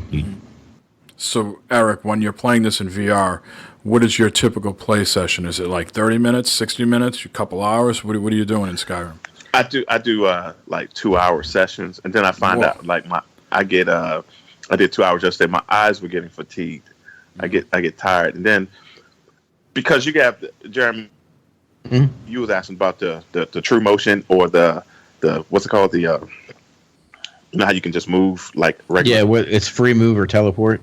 Yeah, I don't do the teleport. I do the free move. Right. Now, when you do the free move, it can I can see where you can get motion sickness. I don't really get motion sickness, but my eyes get just tired as hell. So I'm good for about 2 hours of that. Now, can you wear glasses with those? Because then I think you just get you some gunners, and then you put them on there at the same time. I think the PSVR is the most glasses-friendly VR that's out there, and you can slide it on back and forth. There you go. Have you never used VR? I mean, I know you had the little one with your just the phone one, yeah. No, not the big boy stuff. No. Man, let me tell Jeremy you doesn't leave his house, so he wouldn't go to that's the kiosk at Best Buy. Man, you got to try it, man. You're going to be so in love. I'm telling you, it's a BFF field trip to DC once the basement's done. I'll pick up the guys. Will be done next week. We'll be there before Christmas. Christmas party at Eric's. I'm having a Christmas party, so anybody listening want to stop by on the 16th of December, that's what's up. It's an open house, see? That's what we were just talking about. Wow. Anything else, Eric, that you wanted to discuss gaming-wise that you've been playing? Not really. That's been taking up most of my time. I play some other, little stuff like you guys did, Call of Duties and stuff like that. But the Mario and the Skyrim, that's where I'm at. All right. Well, let's wrap up this show by talking about some news and then some shout-outs. So let's discuss the news, guys. Really? Okay, do you hear what he just said? He just said, why don't you, for once in your life, just do the fucking news? All right, no. I'm gonna do the fucking news. No, here is the fucking news. All right, with the Thanksgiving week, you can imagine there's not many releases this week. There's just a few, and this is one here that I know Jeremy's picking up. Monsters of the Deep, Final Fantasy 15. That's that fishing shit, isn't it? Yeah. The mini game and the fishing mini game and the real game will suck some time out of you, but no, I'm not buying a full title just for that. No. Now, how about Planet of the Apes: Lost Frontier? No, not buying that one either. No, I don't think so. I'll pass. All right, well, let's talk about some other news items here. Ghost Recon, a game that Jeremy has been promoting here, one of our sponsors, Ubisoft. I guess they got a free update to their PvP mode, Ghost War. So, of course, when they do an update with a free thing, they're doing lots of tweaks, balancing, making spawn points in different places and things like that. But what I wanted to discuss here is they have put in a mode, or I guess a timer for quitters, people that my team is getting annihilated, so I don't have any interest in this match anymore, so I'm just going to quit. Or Matt's like, well, the neighbor's in the garage, I got to go smoke some cigars with him, so I'm going to quit this match.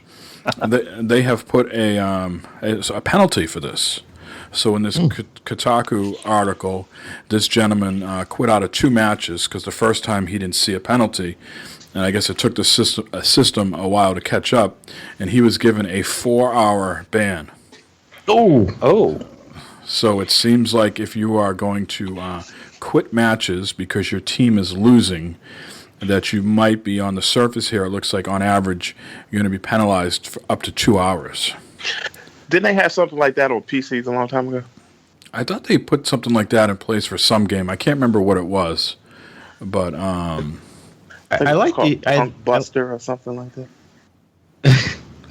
Well, there's a Steam has an anti-cheat thing built into it, but not all games are in it. But I mean, I like the idea with that, but I think it could be done a little more elegantly, I guess. Like, I know Heroes of the Storm, if you drop out of a game and you try to join another one, it puts you right back in that same one. It won't let you join another one until that one's over, which that makes sense to me.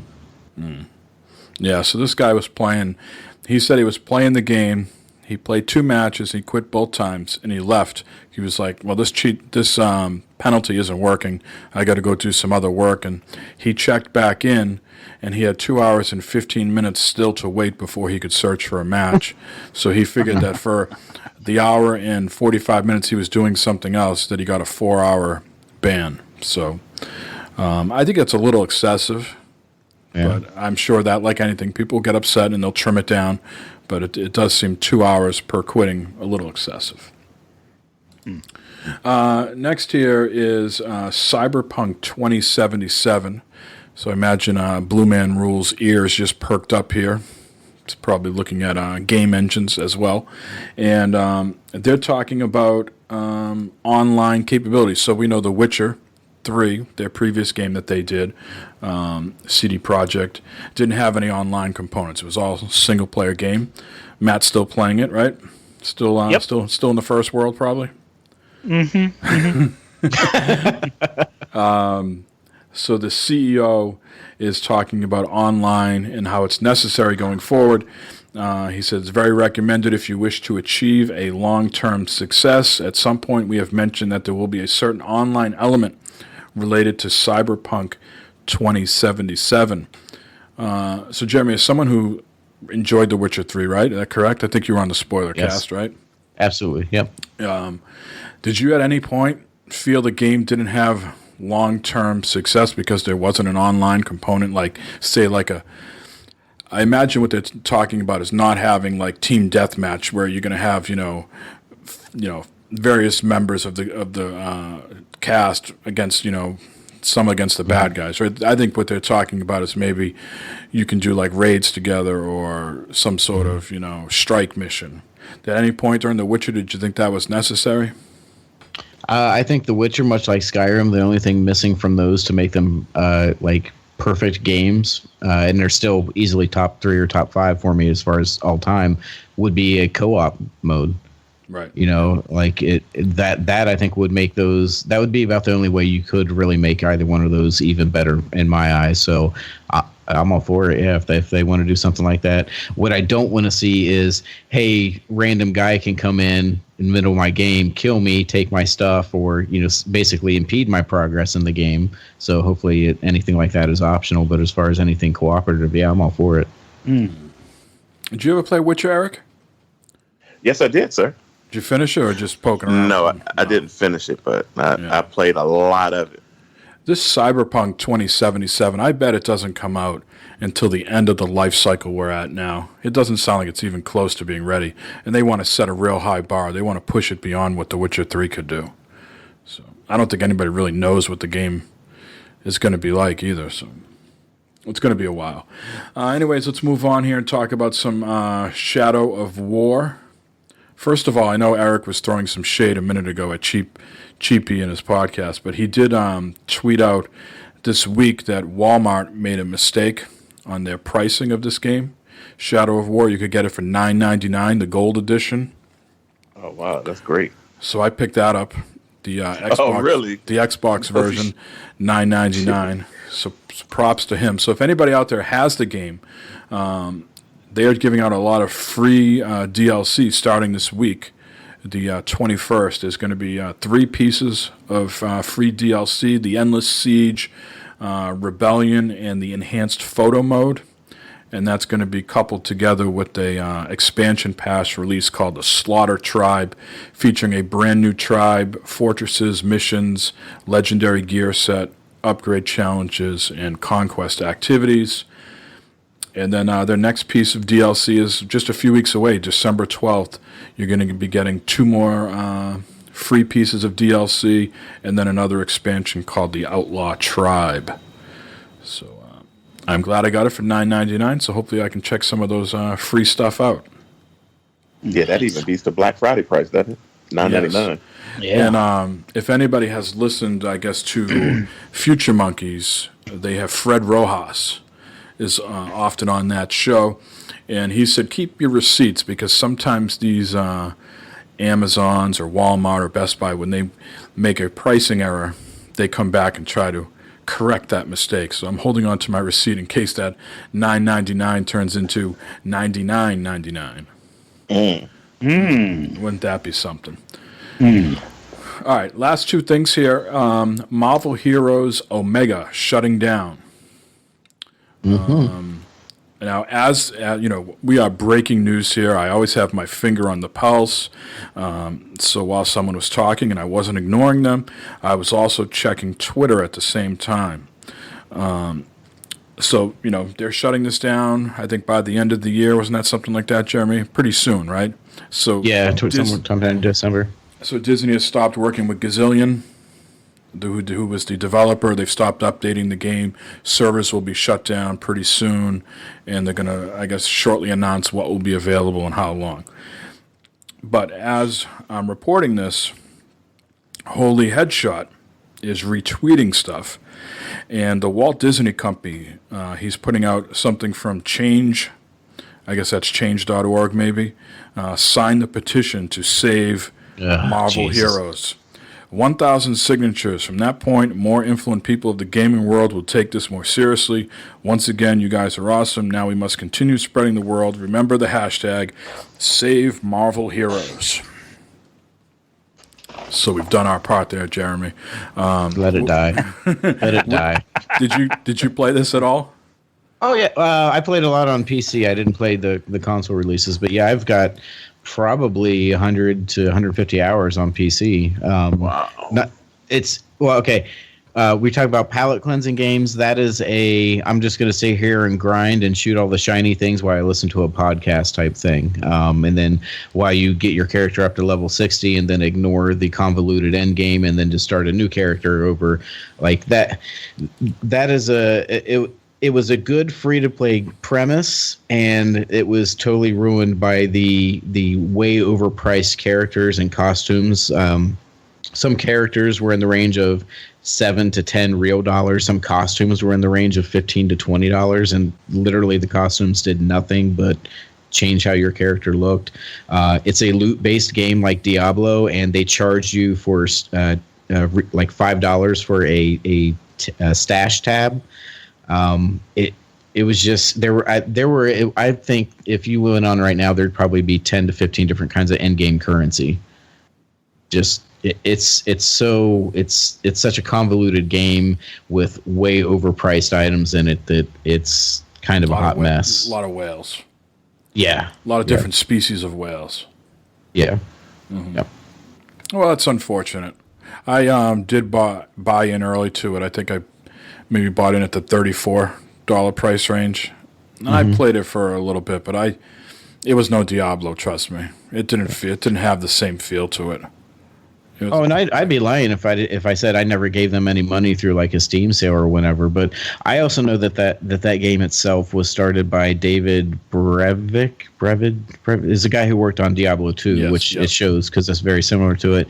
And I know there was a lot of drama probably about 1.5 years to 2 years ago when he left, and he left for undisclosed reasons. So it really went downhill after then. And I can't even tell you the last time I even logged into it. All right. Well, if you want to save the game, again, the hashtag is Save Marvel Heroes. Last story I want to talk here is not so much about the game itself, but the premise. I'm not sure if you guys are familiar with the horror game Soma. Has anybody heard of that game before? Yes, I have. Is that the Gone Home people? No. No. Okay. This is that's a Frictional Games. I can't remember what other game they made. It's not so much, the story isn't so much about the game, but they're putting out what they call a safe mode. Okay, so it allows players to explore the game's environments without the threat of being attacked.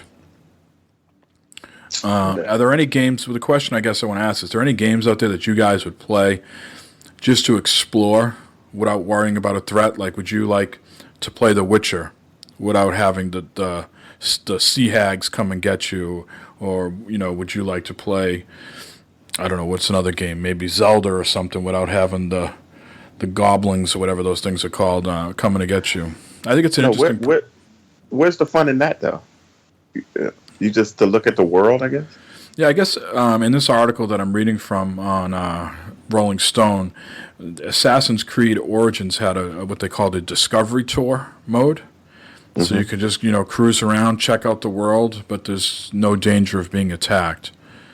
I can understand your point. Like, what's the fun in that? That's the whole suspense of the game.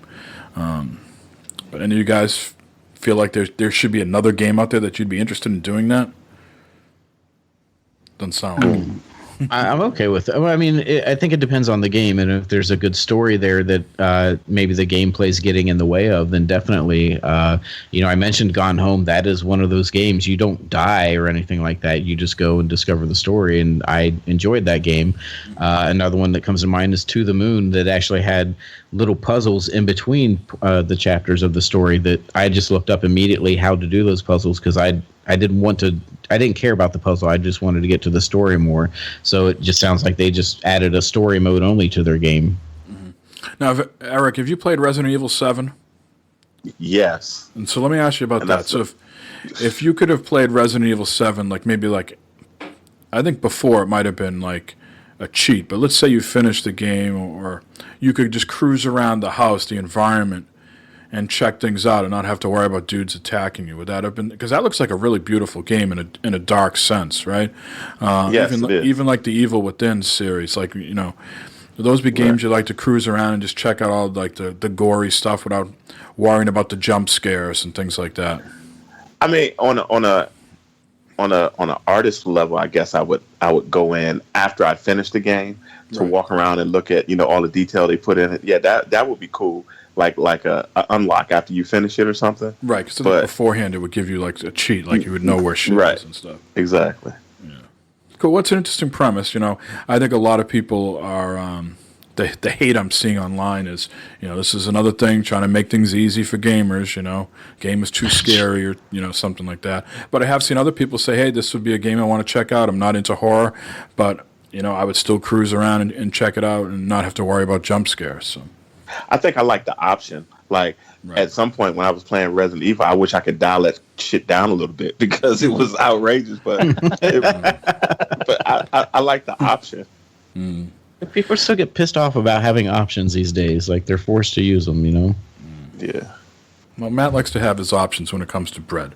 He likes to have them nice and white crispy. Or extra white. Yeah, some crispy and some soft. Speaking about that, let's jump, guys, into the plugs and shout-outs. Matt, since we're giving you a hard time about your roles, you can go last. No, you can go now. Go ahead. What about my role? You talking my roles, man? I'm losing a little weight. I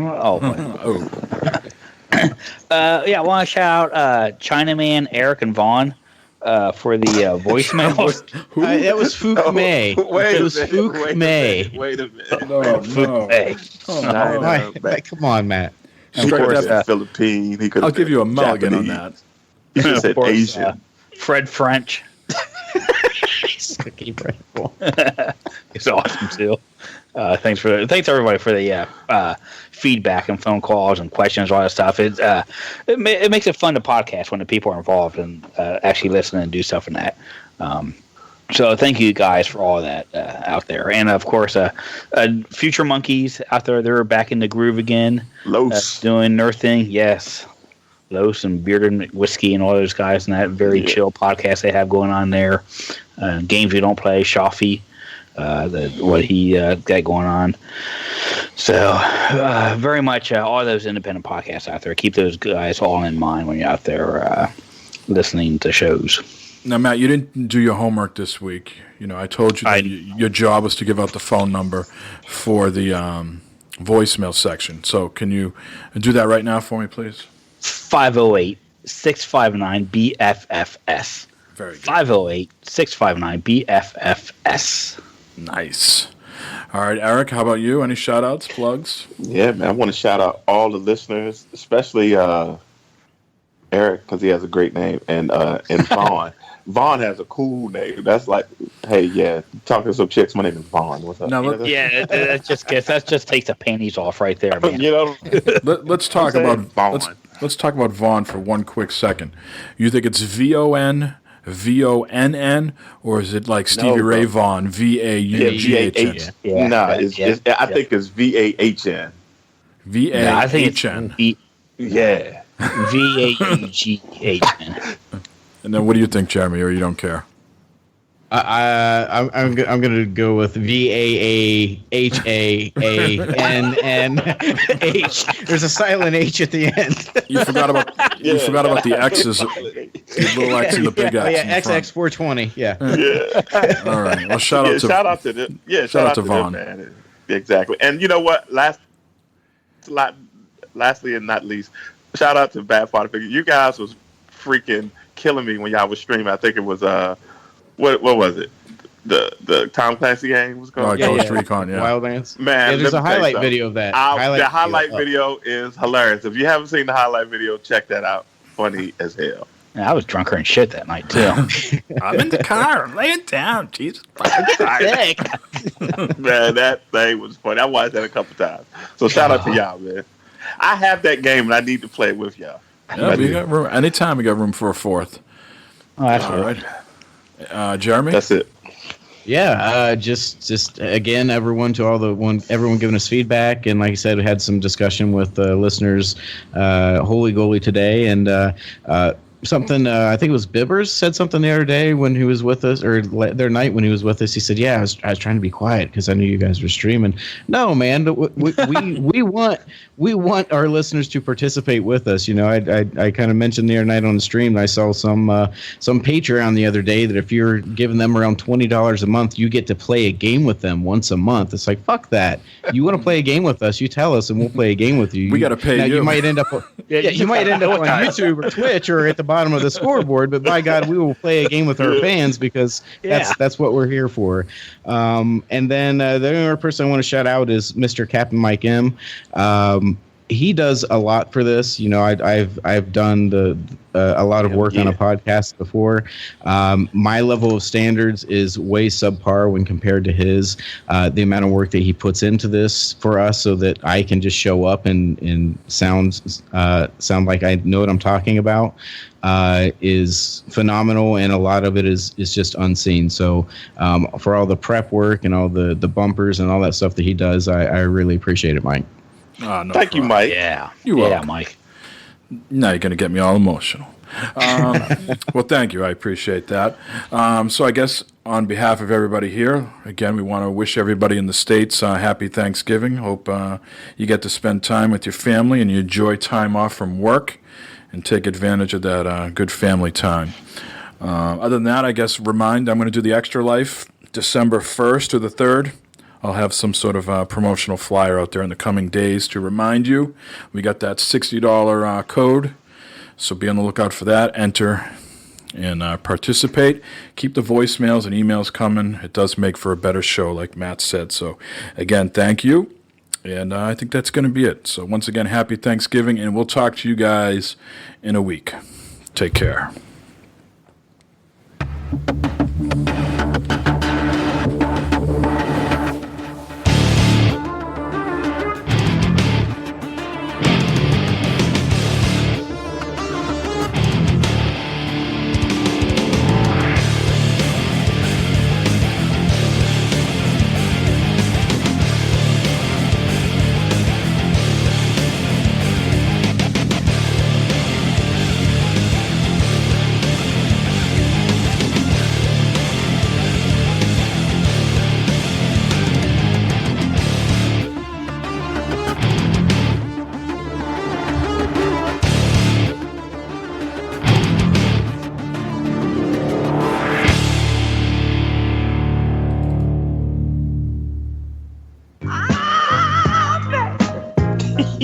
Nice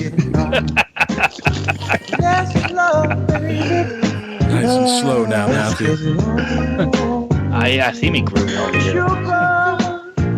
Let's get it on. Making history to this song. Seriously, man.